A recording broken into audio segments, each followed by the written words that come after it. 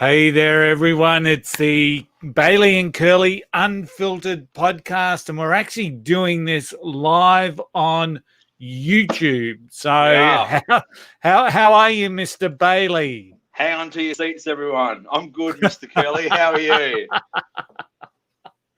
I am fantastic. I don't know what this is going to be like today, so I just doing it live. We people are going to see. Well, if people tune in, they're going to see what this is all about. So interesting. So tell us about your week, mate. What have you been up to in that wonderful state of Victoria? Rock on. Well, this is something it's no secret that COVID has divided people, whether you're over here or you're over there. Friday night, St Kilda Beach. Yeah. You seen about that? Everyone went down there, no mask. So, did you see it? We saw the hysteria that was in the media.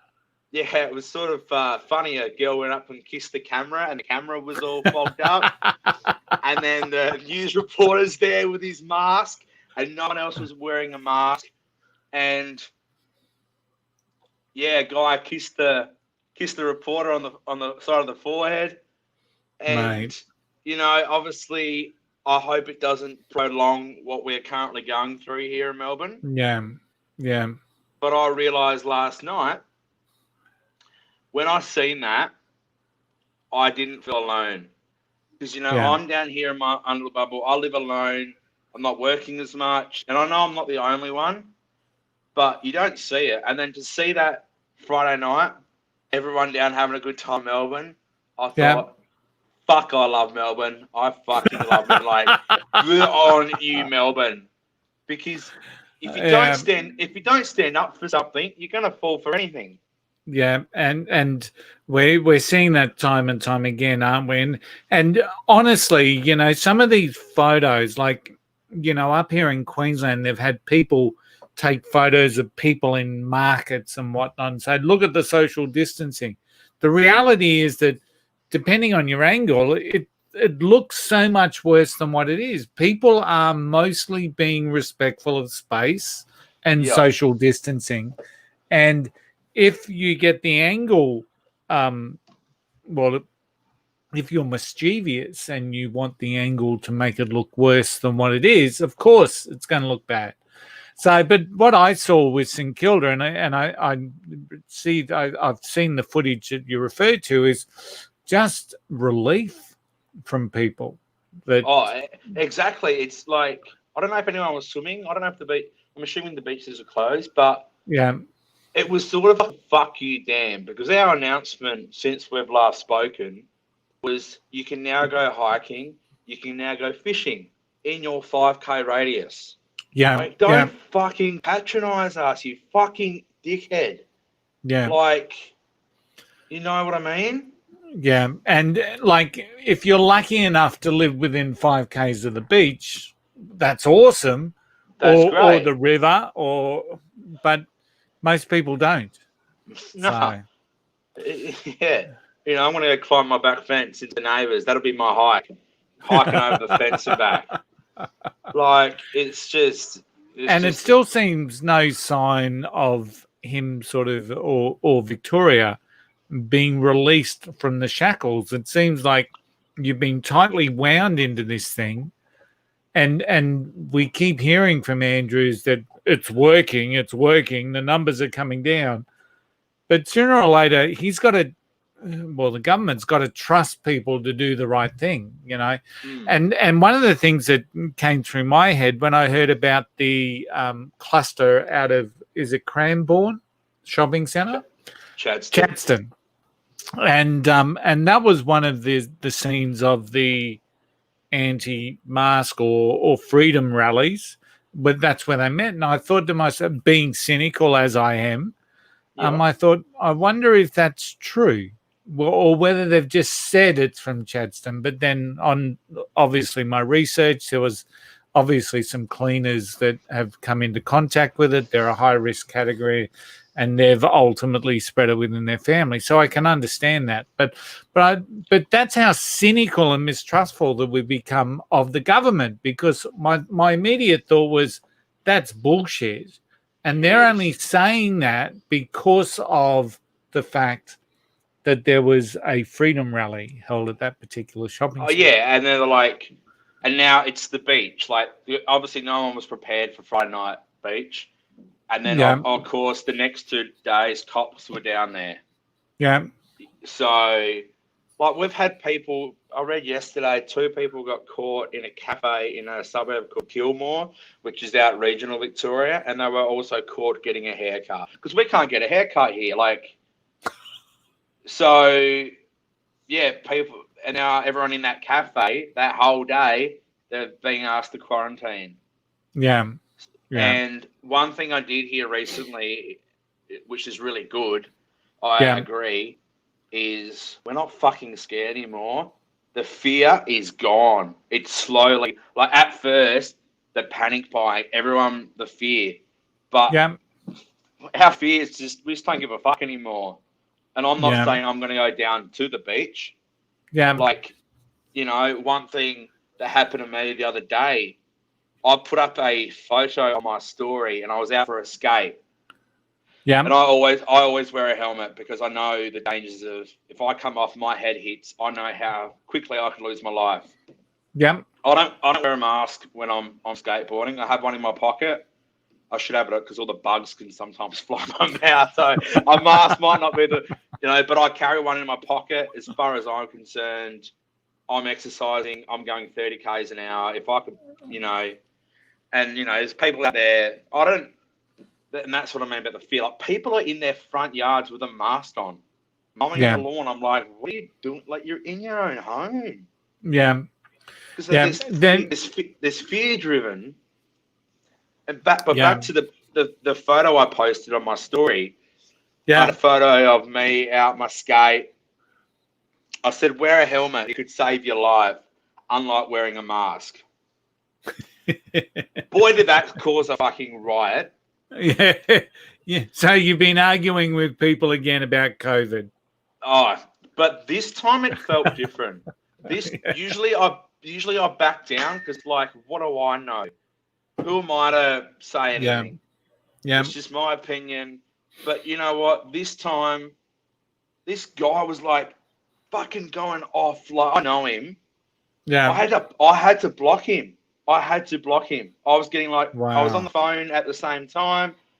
Had like 6 messages from him at once before I could even open it. Like, it was nuts. And he was just going on, calling me an anti-masker. And that may be so, but I still wear a mask.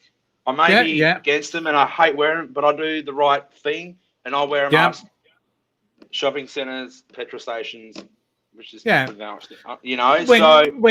you're coming into contact with people, which is what the recommendations would be, and this whole mask debate. I mean, you think about it, going back to when all these things started, we were told, don't bother about a mask. The research indicates that they don't do a great deal of work. And then all of a sudden, along the way, the masks have become the defining savior for a pandemic that's got a 99.6% recovery rate.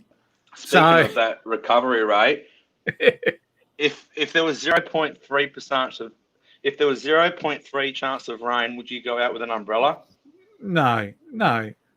I'm in Queensland. We don't go out with umbrellas unless it's down.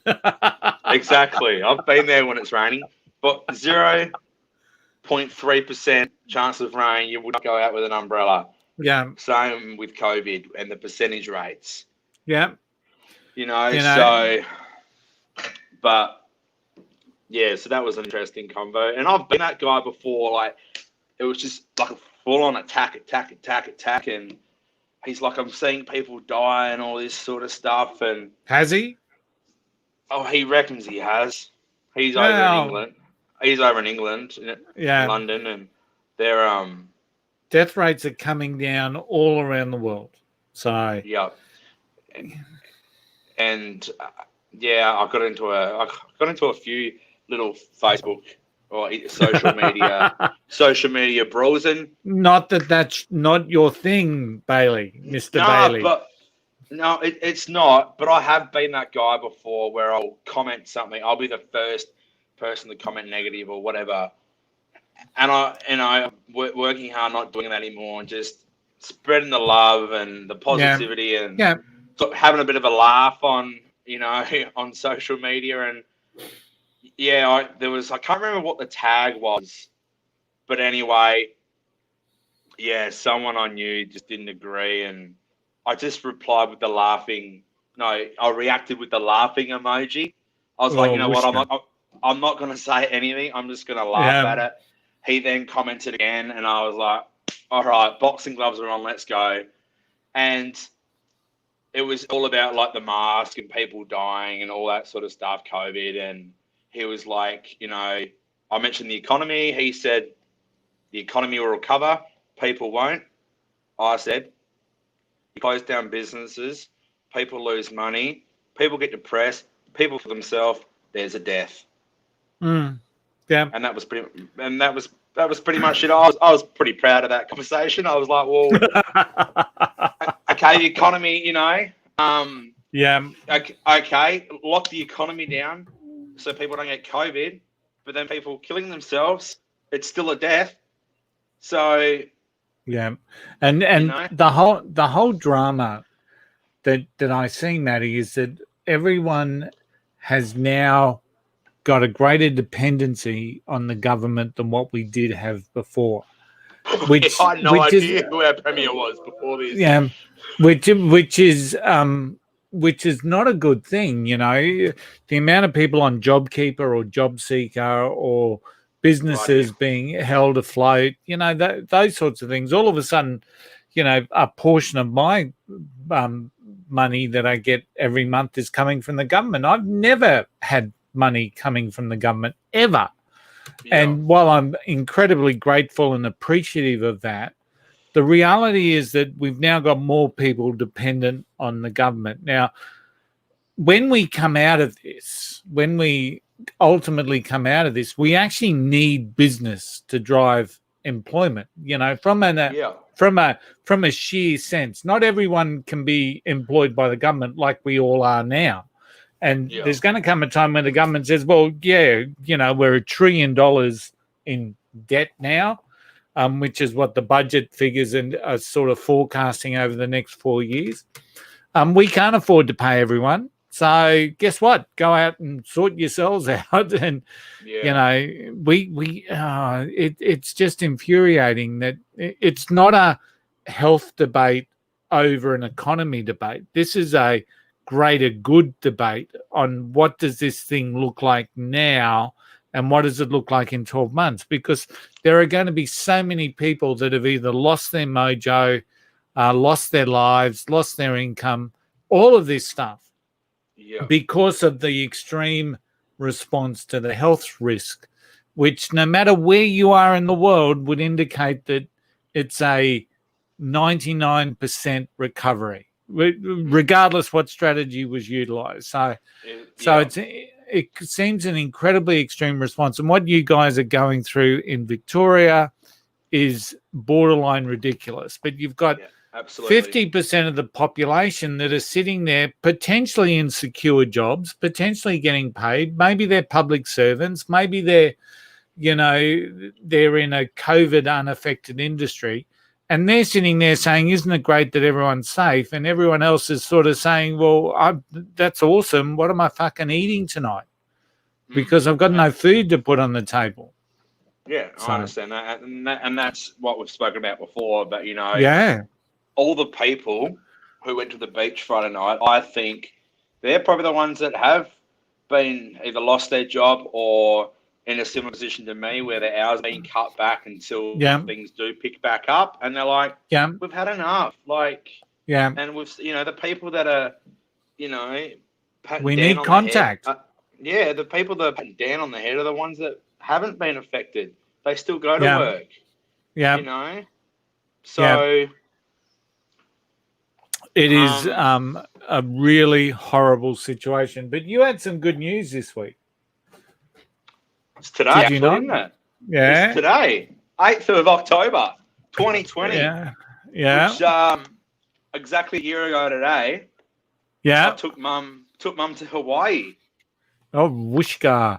Do you want to know something really funny about today? Today, I was supposed to be on a plane with my wife heading to Chicago to run the marathon, which was going to happen on Sunday. Wow. Today. So a year ago today, you're in Hawaii or on your way to Hawaii, just about to have your first sip of alcohol for, remind me again how long? 3 years. 3 years. And on the same day today, I should have been heading to Chicago. Do you want to know the really spooky thing about that? What's that? Is that I've got 3 of my nephews that were planning a trip to Cancun at the beginning of the year, and they were, unbeknownst to us, going to be on the same flight to LA that we were going to be on today. Wow. Yeah. So, mate, 2020 sucks. What's more crazy is me and you may have met up in LA because I was actually supposed to be over there now as well. Yeah. A buddy of mine who is American, he is getting married. He's getting married, which he has now postponed. Yeah. I think it's the 11th of October.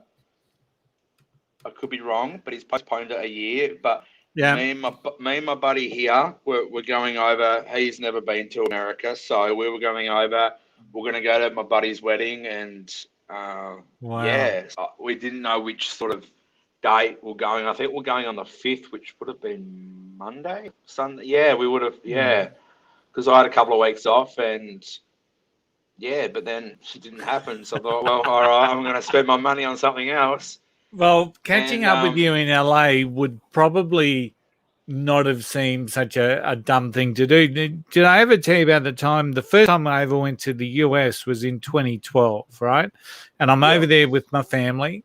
And, you know, as you know, we've both got a friend in Jeff Jowlett, the former body trim dude. And now he's very much centered, much better space nowadays than what he was back then. I was walking through Universal Studios, with the family, and I've turned to Sharon and I said, "That's fucking Jeff Jowett over there." No way. And Jeff's there with the Channel 7 Sunrise crew or something. They're all over there in LA. And of course, I've just walked up and said, "Jeff Rowe." And all of a sudden, that's crazy. It was. So, yeah. And of course, my kids are so totally embarrassed. But anyway, that was small world. It is. It's just a small world. And imagine we could have been over there having a bloody Sierra Nevada, a nice little pale ale out of the California states. Oh yeah, it's crazy because I laugh now. Like since having the drink in Hawaii and coming back, the world's just gone to shit.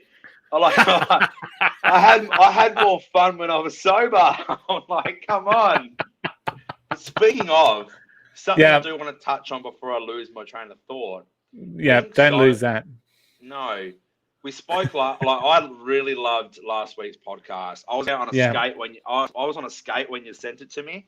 Yeah, and I was like, boom! I'll put it on straight away and just skated it. It was really good. It built my confidence. How open I was did a lot for me, and I feel really comfortable. And being sober, we talked about porn. We did porn and erections. But something that I sort of forgotten about being sober gave me a lot of confidence because I still went out. Yeah. And I picked up girls sober. And when you don't have, I remember you said something to me, courage isn't the thing that you drink on a Friday night. Was that it? Yeah. Oh, it's something like that. I say too many insightful things that I then forget about. So But when you're forced to talk to a girl or do anything without the influence, you have no choice but to just do it, and that builds confidence. Yeah, absolutely. So, speaking of booze, I blew off some steam last week. I needed it. I needed it. I just got a bottle. And this is one of those epidemics that we're starting to see. People sitting at home by themselves. They've got to somehow work their way through. And, unfortunately, we do need to blow off steam. So that's the scary thing. Like, I live alone, but, I know better. And it was great. I got a 6-pack of cider, bottle of wine, packet of cigarettes. I got grilled for dinner. I lit the fire, had the music going. Like, I'm not just going to sit there and be depressed and drink, Yeah. It was Put some good. music on. Music was on, so, hear it through the house. Had the fire going, so I was out there. Yeah. Yeah, no, it was really good. So speaking about really good, how are your Saints going to go this weekend? Up the Saints! I'm worried because Paddy Ryder's out. Carlisle's, I think, has flown back to Melbourne. You've got the Tigers, haven't you? Yeah, tomorrow night. Yeah. And they'll be hurting after the Lions spanked their backside last Friday night. Well, hopefully that lowers their confidence and ours. Oh, that was out. Did you watch the Saints game? I can't say. I saw pockets of it, yeah. Oh, mate. So who did you guys play again last week? Bulldogs. Yeah, I saw pockets of it, yeah. The third quarter was great. We were up by like 24, 26 or 30 points. Yeah. We only won by 3 points. They came back in the last quarter. Yeah, that's right. Oh, come on. That was a nail biter. Can I share you something? Can I share something ridiculous about the Gabba last Friday night? You can. So obviously Anastasia worked hard to get the AFL Grand Final, and she sort of told them, we'll get 40,000 there at the Grand Final, and they've been working out ways on how they can do this without being a major spreader. So it was really interesting there on Friday night. So they had 23,000 and something at the Gabba. The Gabba holds, I think, 40,000 max. And when I went to buy my tickets, because I'm a Lions member now, I jumped on that bandwagon at the end of last year. So I'm a 3-game Lions member. So I chose best available, and they put me in the lower tier, about 20 rows back. So it wasn't a bad seat. But where we were, it was just, we were chockers. Everyone was jammed in. You went to the Brisbane Richmond game. Yeah. So everyone's jammed in. Everyone's like chockers. People are sitting next to each other. And then you look around the stadium, and then you can see, especially up in the upper tier, where they've just left some sections just empty. So I think the concept was, well, if some fucker gives them more COVID here, at least it's not going to spread to that group over there. But so, and then you've got our wonderful Dr. Janet Young, who I'm really just over, with her announcement saying social distancing. And then, I mean, you're social distancing and you're with a stranger on this side, and then next to my wife, you've got another stranger. So it was really just, it was just weird. There was no other way. It was like you suddenly realize that on those big days, we jam ourselves in like sardines. I was getting used to going to the footy and having seats on either side that were free. You can spread out, you can enjoy yourself, but all of a sudden we're packed in sardines. But what I thought was really interesting was these major areas that they just left empty. So obviously that was part of their COVID plan. But you know what I couldn't stop thinking about? If, any of those zombie movies where, the virus gets into a stadium and then all of a sudden you've got this whole plethora of zombies running, all getting infected as it goes around the stadium. Yeah. Here I am enjoying the game and then thinking, I wonder if they're catching COVID over there and if it's all over. But anyway. It's something that I feel like a lot of, even the professionals don't understand. No. You know, like I'm looking at like especially actors and stuff in the movie sets. Like a lot of stuff has it's filming, but they can only have a certain amount of people in one room. You know, and everyone. I hate that people are justifying. Like, man, if I fly up to Brisbane tomorrow, I'm giving you a bloody hug. You know what I mean? But when people post a photo, they're like, "Oh, this photo was taken pre-COVID," and don't worry, we're social distancing. Like, you can't get a fine for not social distancing. But it's just. Can't you? I thought you could. I didn't think you could. In Victoria, you can get fined for anything in Victoria. There's circles, though. There's like down at the beach. There's circles on the grass where you have to stay. Yeah. Did you see? This is sort of really hopeful. Monday night in Darwin, there was a concert. 3,500 people. Mate, it was on the news today. There's a concert of, at one of the pubs up here on Bribie Island, or going over to Bribie Island, 3,500, I think, Powderfinger or Bernard Fanning or some big name. It was going to headline it. So, but once again, part of me saying, geez, their game. Because all it takes is another 10 cases and Anastasia pulls everything out from underneath everyone. But seeing that photo was hopeful. Yeah. Things will get back to normal. It's just at what sort of cost. Yeah. And as a human race, we can't accept the fact that people are saying the new normal or the new COVID normal. No, fuck that. We are humans. That. We need to socially interact. We need to touch. We need to sit opposite each other. Every now and again, you might cop some spit off someone as they're getting excited around what it is that they're talking about. That's the human race. That's what we do, So that's what we have to really work hard to get back to. And I know that's not on our topics for tonight, but when you think about Trumpy over there in the States, and once again, cynical me says, I wonder if this is all just a strategy for him to say, he's knocked this thing on its head, but he's now saying to people, don't be scared of COVID. And then everyone else is shouting him down, saying, "Oh, be scared, be scared." And be scared about anything. Yeah. So, but the reality is that being scared of COVID, being locked down from COVID, hasn't really got rid of COVID. COVID's still out there. So maybe it is a case that we just stop being scared of the bloody thing, and we just deal with it. Yeah, so I've got something I want to read out here, and then we'll talk about Trump, because it is a topic I want to talk about. Not him exactly, but something that happened. So someone posted this, and this is sort of like, this is where I am 100%. If restaurants open, if restaurants open at full capacity, scares you, stay home. If traveling scares you, stay home. If bars scare you, stay home.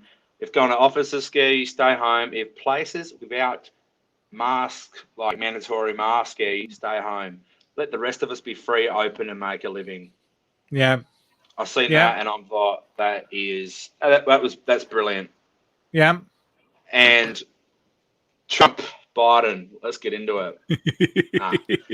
It's funny how politics, like, we can disagree on music, a sports team, a movie. But as soon as, like, you say something about, like, if I say something about Trump now and someone doesn't like it, boom, like, all of a sudden I'm like, and the thing blocked, is, unfriended.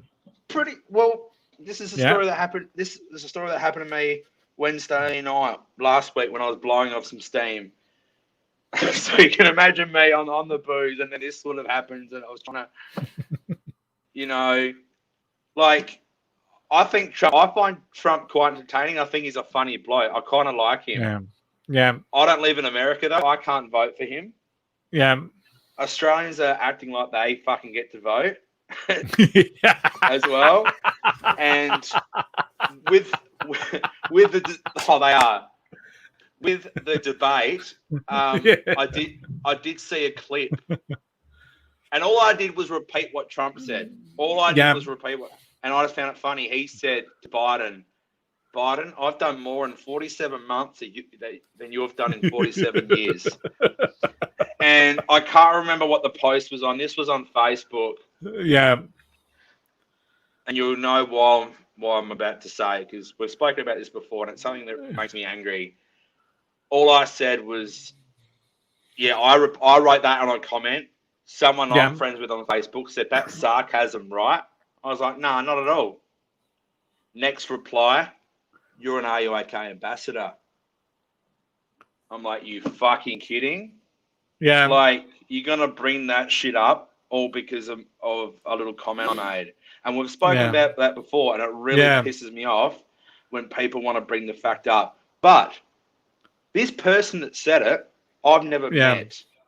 We've been friends on Facebook for a few years. I think they worked with my parents years ago when I was a kid or before. Anyway, this person, I won't say his name, he came to me a couple of years ago after, seeing I was an RUAK ambassador. He said, "Matt, I'm depressed. I'm struggling. I need help." Yeah. Me being an ambassador, I knew what to do. I sent him a bunch of numbers and all the information he needed to get help. Yeah. I'm not a counsellor, but I know where to go to give people help to then make the steps. Yep. Few months later, sends me a message. "Matt, thank you so much for your help. So grateful. I've got a job now. Like, I'm happy." I just, he was so appreciative.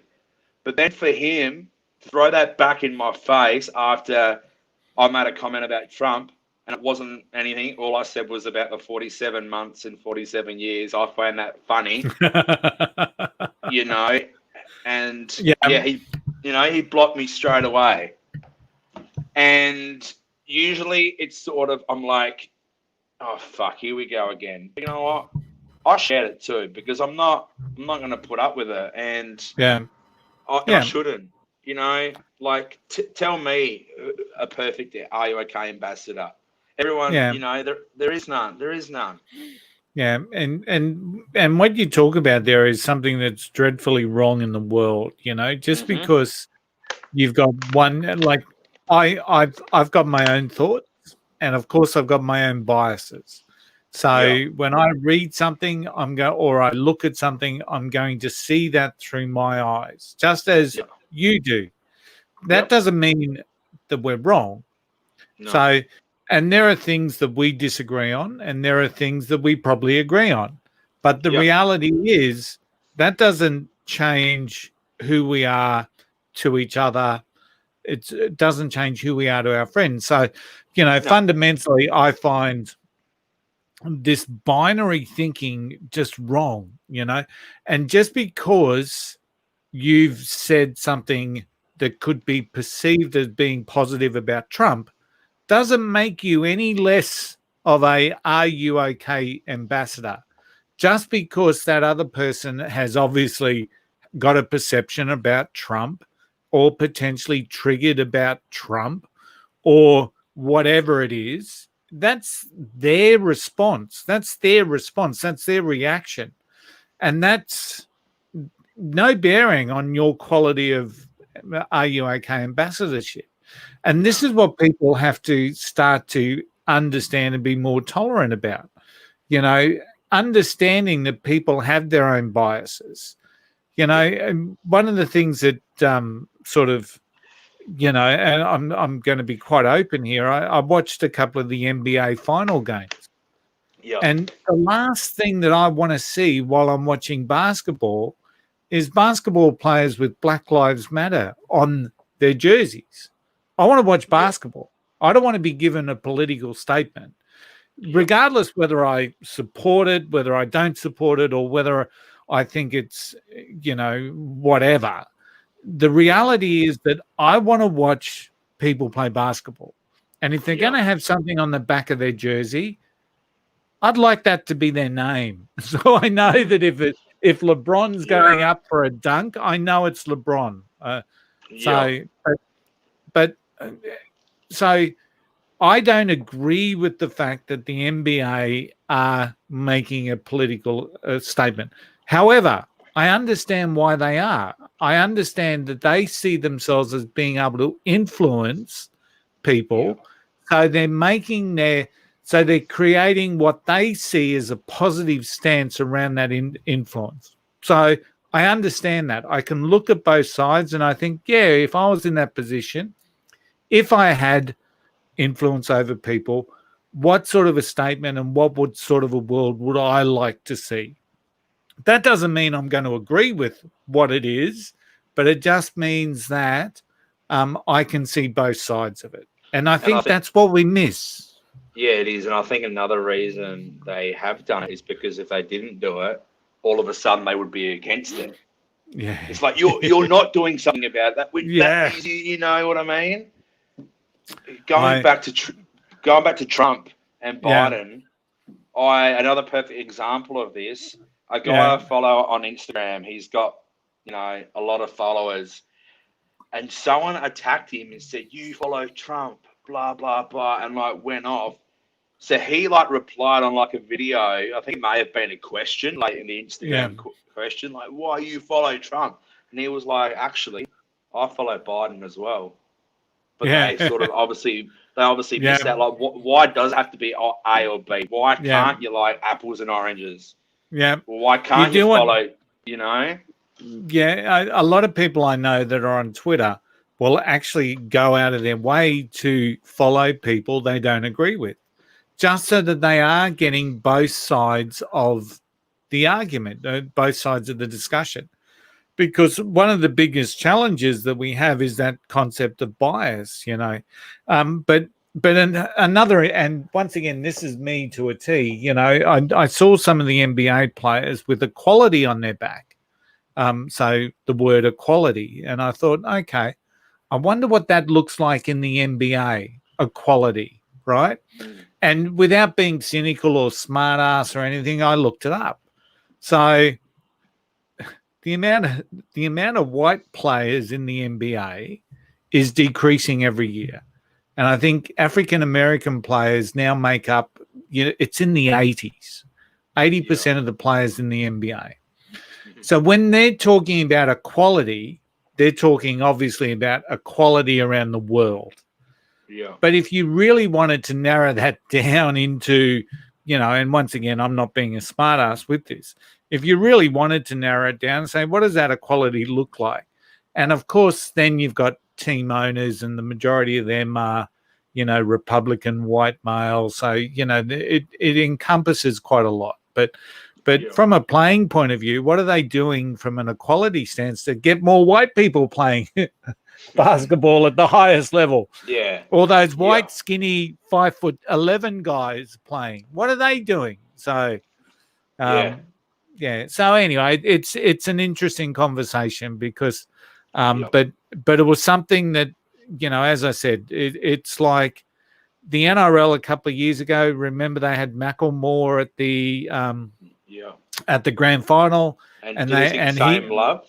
Yeah, that's it. So and it was that's admirable. That's great, fantastic. Yeah. Bringing awareness to a social cause.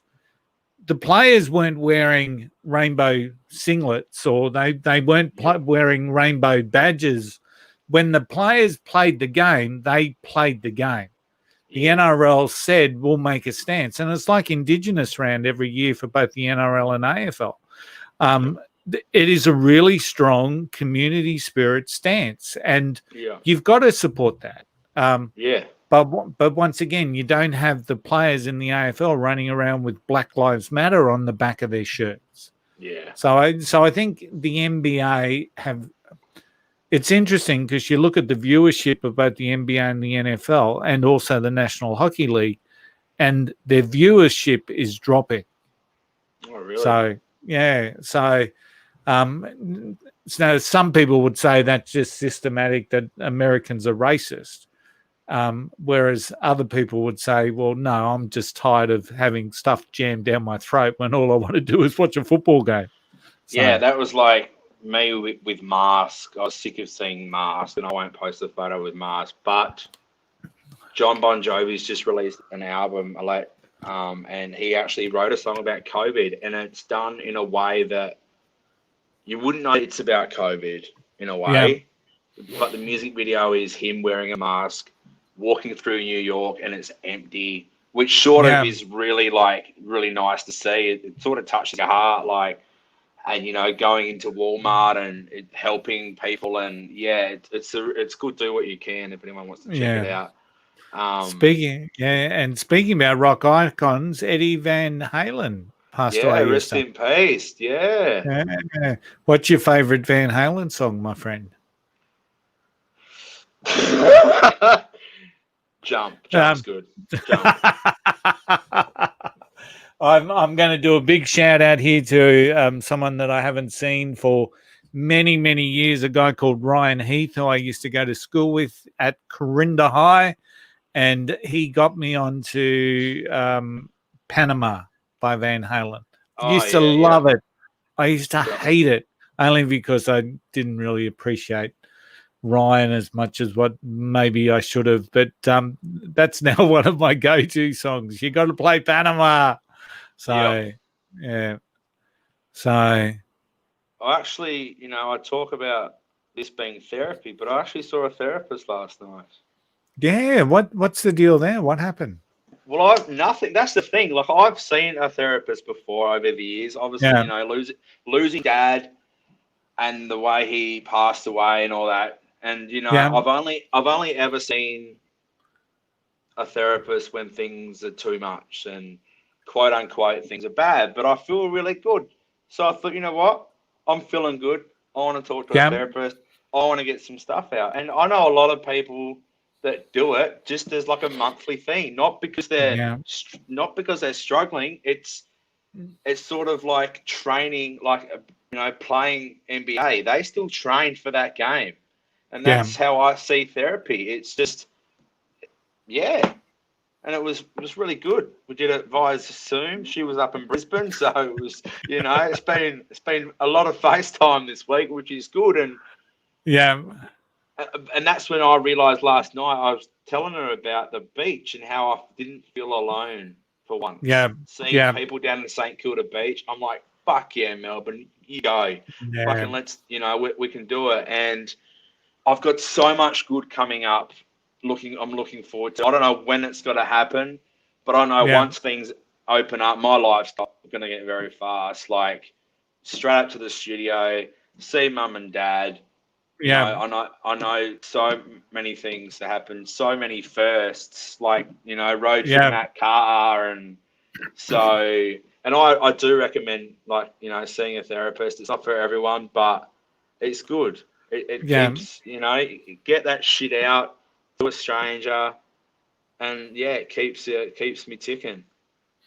Yeah, I think everyone needs that person that they can do that. And one of my best friends, it's really interesting because up here I'm part of a chamber of commerce, and we've started a Blokes in Business initiative.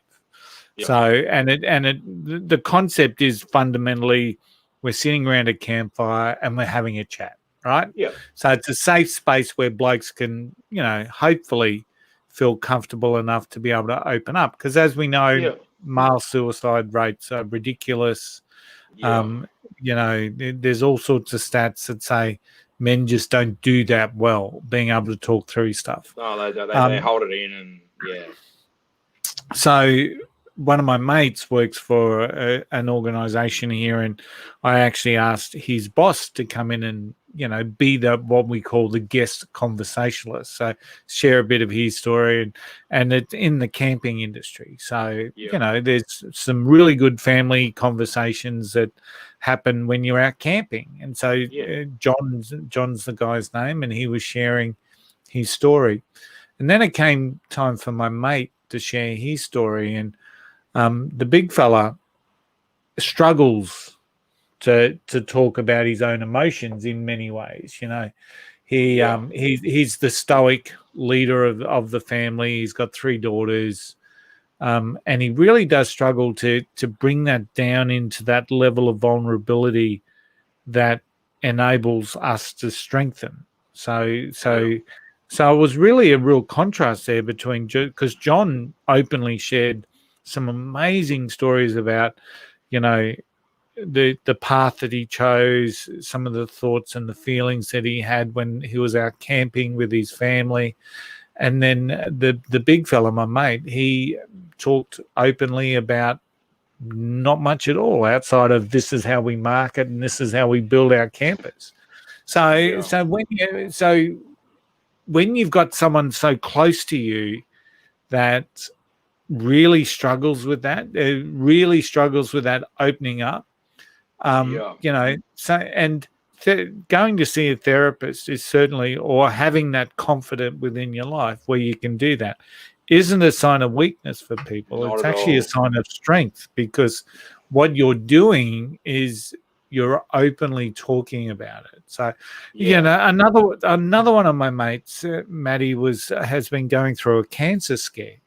So, and this is a mate from high school. I don't see him anywhere near as much. I've been trying to make contact with him over the last couple of weeks just to see how he's going. I know he's having a tough time. So I rang another one of my old mates and, just to get a bit of an update. And Scotty sort of told me that Zach, the cancer had been, the secondary cancer had been found and reduced, and they've been able to cut it out. So at the moment he's cancer free. And honestly, I felt like crying. I felt like crying. And and I just thought, that's fucking, and I felt like crying because it's such positive, great news. And I'm more than happy to admit that that was just made me well up, just to hear those words. And then Sack rang me back a little bit later on, and the emotions was very much there. Bet. Yeah, one thing I heard recently, and it sort of triggered me, and it's why I sort of feel good at the moment.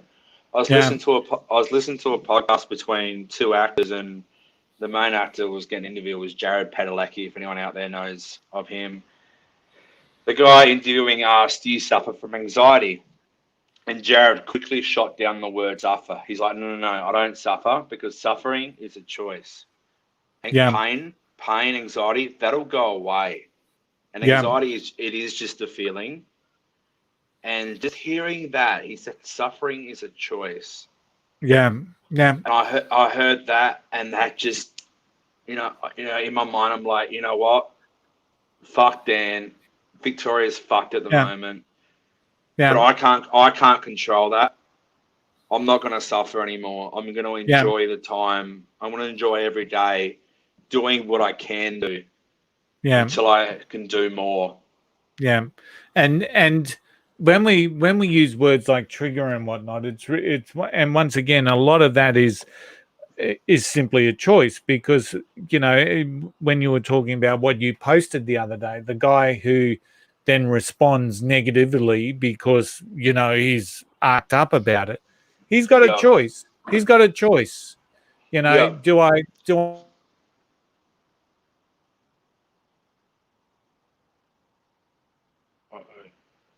So it's the reaction and the response that we have. So I could get on here and say something that's incredibly offensive about someone or a race or a religion, and ultimately me saying that on a conversation with you that gets seen by a couple of hundred people, maybe, who knows, it is probably not going to do that much damage to the world. But someone listening to that might get offended, but they're choosing to get offended. They are. Or just like that person who chose to go on this person's Instagram to see if they followed Trump. Yeah. It's not like he announced he follows Trump, but that person has gone to his followers on Instagram and chosen that. It's like when we see something we don't like, we're scrolling. Yeah. Why are you letting that offend you? Yeah. And I think I've been there. Like I said, I've been in a negative place before, and now I see something. If it bothers me, I don't give it, and I don't write anything. I just keep scrolling. I don't let it offend me. And one thing I heard is another guy I follow, James Smith. People ask him how he deals with hate, and he's very simple. Says I don't. He Yeah. he gets hate, moves on. That's it.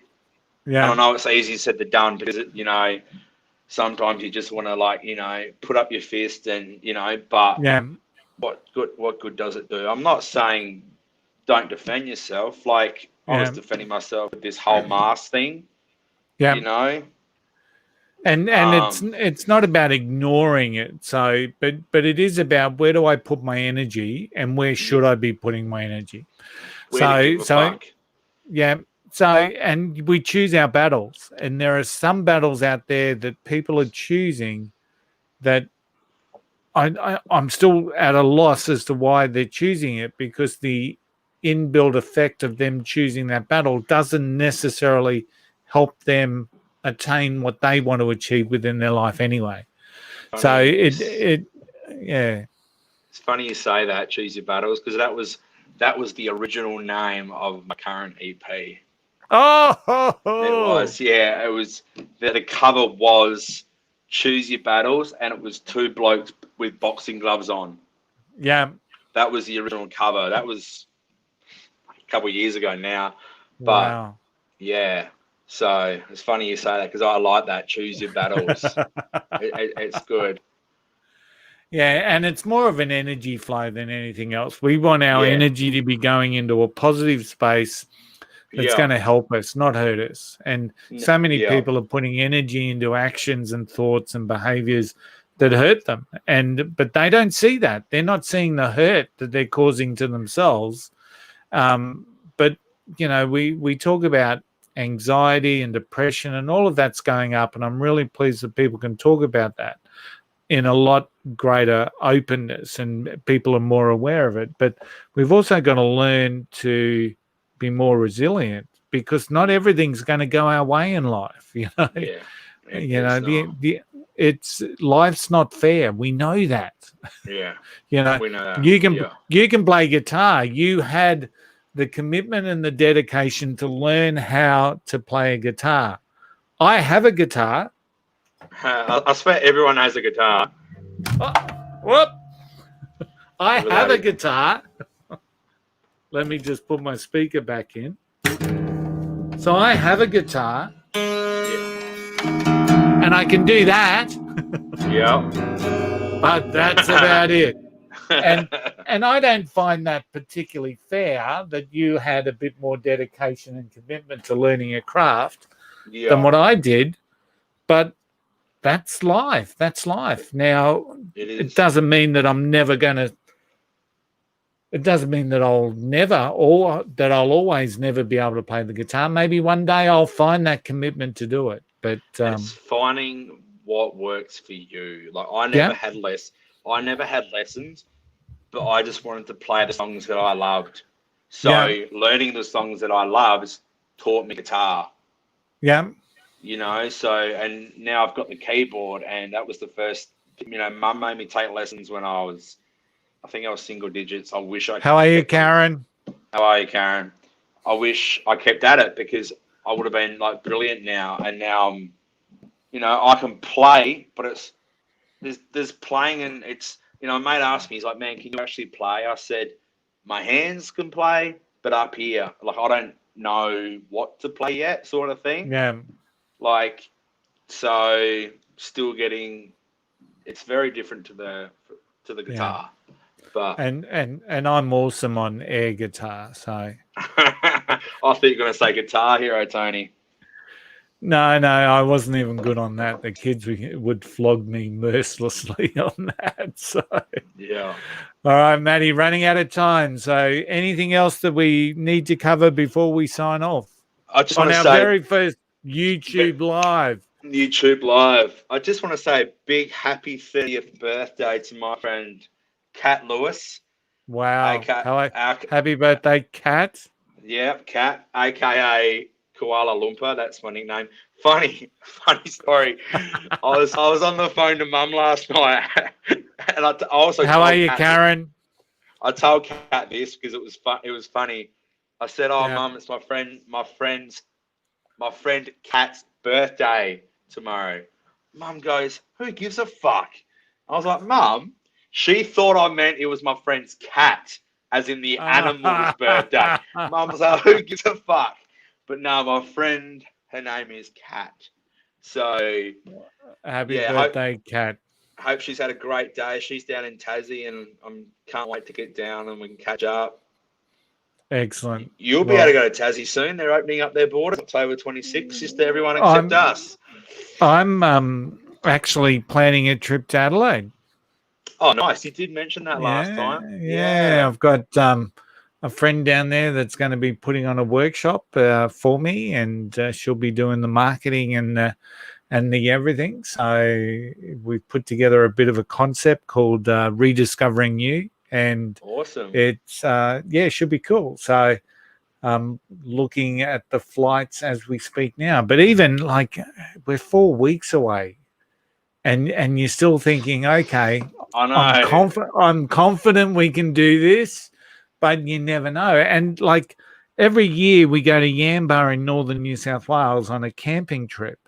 And this afternoon I caught up with one of my mates who goes with us, and they're not going. They've cancelled. They've cancelled their holidays. They don't, because at the moment, based on our border bubble, we're actually just out of reach from where we go. So if it stays like that, we're not going to be able to get there anyway. So they've just made the call. They're not going to go this year. So we've been going for like 20 odd years. Wow. So and the reality is that, once you stop going, it's probably hard to kickstart it again. So, but anyway, that's COVID for you. Yeah, that is COVID. All right, buddy. Always good. Mate. Thanks, Always. everyone, for tuning in. Unbeknownst to just about everyone, our live feed has certainly not gone off. However, this is all about Trump-Biden debate. It's all about persistence, isn't it? And we That's just it. enjoy the conversations we love anyway. It. We show up, we do it, we love it. Episode 6, Bailey and Curly, unfiltered, unhinged, and totally almost unrecognizable. So almost. Thanks for tuning in, everyone, and we'll see you all again next time.